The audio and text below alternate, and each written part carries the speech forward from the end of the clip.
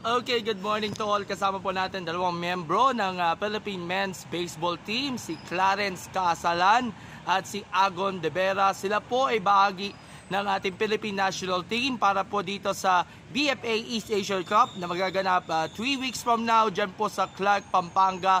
Magandang umaga sa inyo and welcome to Sports Corner PH.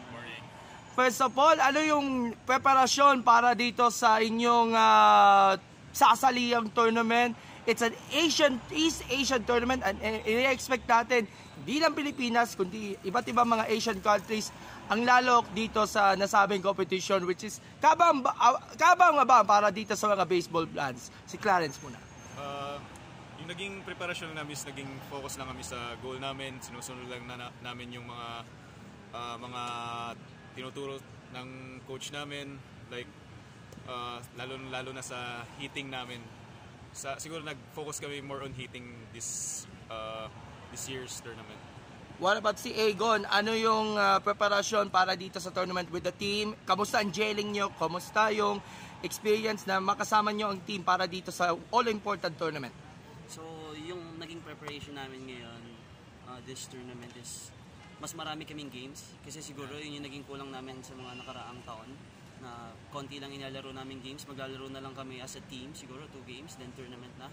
So siguro ngayon mas marami kaming games, like every weekend meron kaming games. So I think napakalaking tulong nun para sa team, para kasi doon nakikita sa games kung ano yung kailangan pang i-improve sa practice.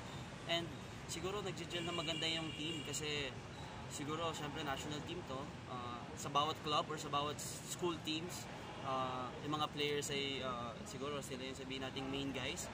Pero dito sa national team, siguro everyone is ready to adjust to their own role siguro. Kaya siguro mas maganda yung gel ng team. And bukod pa rito, meron kayo mga tune-up games along with Singapore, Adamson, NU, and of course LaSalle. Gaano ba kayo, ano yung naging assessment nyo dun sa tune-up at may mga malalaking improvements as a team dito sa mga sinalihan yung mga tune-up tournaments po? Yun nga, sabi ko nga kanina, yung sa hitting namin, doon talaga kami nag-improve kasi like nung Singapore, we gave up 80 runs in 4 games. Like, yun nga, mas malaking bagay po talaga yun. Okay, so of course, papalapit na ang mismong tournament from 3 weeks from now. Last phase na lang preparations, ano may expect ninyo doon sa uling bahagi ng inyong training bago kayo lumipat ng Clark? Alam ko nagtitraining kayo sa Rizal Memorial sa ngayon pero eventually lilipat lang kayo sa Clark pagdating ng panahon. Siguro 3 weeks na lang. Siguro this is the last weekend that maglalaro kami ng 2 games. Then after that 2 weeks, siguro subukan namin na makapunta dun sa Clark para ma-familiarize din yung field doon. Kasi yung field natin dito magkaiba dun sa mismong paglalaruan ng East Asia Cup. Okay. Expectations para dito sa tournament and sa lahat ng mga makakalaban ninyo, although meron kayong parang groupings na aasahan natin, sino sa tingin mo ang mabibigat niyong kalaban para sa tingin nyo? Si Clarence po ang sasagot. Siguro expect nyo lang sa amin, gagawin po namin yung pinaka-best namin, lahat ng mga kaya namin na sa lahat ng team tatalunin po namin sila. And siguro maybe yung makakaano sa amin is kasi last East Asia Cup yung Hong Kong yung naging namin sa naging championship game namin sa last East Asia Cup noong 2023. So maybe sila pa din siguro or hindi ko rin alam kasi lahat ng teams na nag-i-invest, they train sa iba-ibang like naghahanap sila ng ng tune-up games sa powerhouse teams like Japan, Chinese Taipei, Korea. Doon sila nag-training.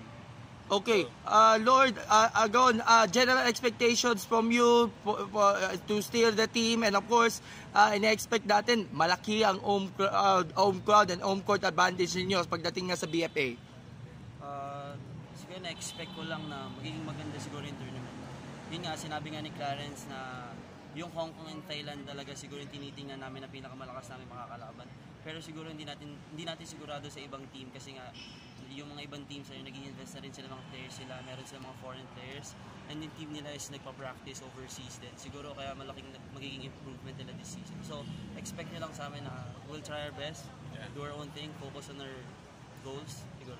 Okay, lastly, after nitong BFA East Asia Cup, marami kayong mga tournaments sa pag-aandaan, SEA Games, Asian Games, and yung matagal nating goal ninyo, which is makapasok nga sa LA Olympics. Do you think kaya pa maabot ng Pilipinas itong goal natin na makapasok na for the Olympics? At of course, para maging inspirasyon rin sa iba pa mga kabataan na matuto rin mag-baseball. Yeah, di naman masama kung susubukan, di ba? So, yun, susubukan talaga namin and try namin yung best sa lahat ng makakaya namin. Siyempre, Olympics yan eh. Siguro, as an athlete, yan yung isang dream na maging Olympian. So, susubukan namin. Your same thoughts tungkol nga dun sa Olympics? Hindi siya magiging madali. Yung journey hindi siya magiging madali. Pero we'll try our very best to win yung mga tournaments before that to qualify the Olympics. We just need to do our own thing, focus on the things that we can control, and good things are gonna happen. Anyway, ang Sports Corner PH, even though hindi tayo makakadalo dito sa BFA East Asia Cup kasi malayo, we will try our best na maki-update sa inyo sa latest happenings with regards sa kampanya ng Team Pilipinas doon sa baseball. Ito na ang pagkakataon para manawagan ka na sa taong bayan, sa sports community na suportahan ng ating national team. Agon, ikaw muna. Sa lahat, sa buong baseball community, sa buong Pilipinas, sana suportahan nyo kami sa darating na East Asia Cup. Kung hindi man kayo makakapunta ng personal doon, meron naman maraming live streams dyan na pwede nyo kami support. We'll try our best to make you proud. And Clarence, please. Hello po sa lahat na sumusuporta ng baseball sa Pilipinas. Suportahan nyo po kami sa parating na East Asia Baseball Cup na gaganapin sa Clark this coming October 28 to November 3. Lalong-lalo na rin sa probinsya ko, sa Manuel Fortich Bukidnon. Suportahan nyo po ako this coming East Asia Cup. Laban po natin to, defend the crown. Oh, by the way, saan probinsya ka, sir? Batangas. Batanga? Tanawan, Batangas. Oh, shoutout mo na yung mga taga-Batangas. Sa lahat ng mga Batanggenyo dyan, alam ko na mahilig kayo sa mag-baseball at mag-softball. So sana supportahan nyo kami. Hindi lang ako, pati yung mga kasamaan kong mga Batanggenyo at buong team ng national team. Anyway, Clarence and Agon and the rest of the Philippine men's baseball team, susuportan po natin ang kampanya at Laban Pilipinas. Salamat po and God bless you. Okay.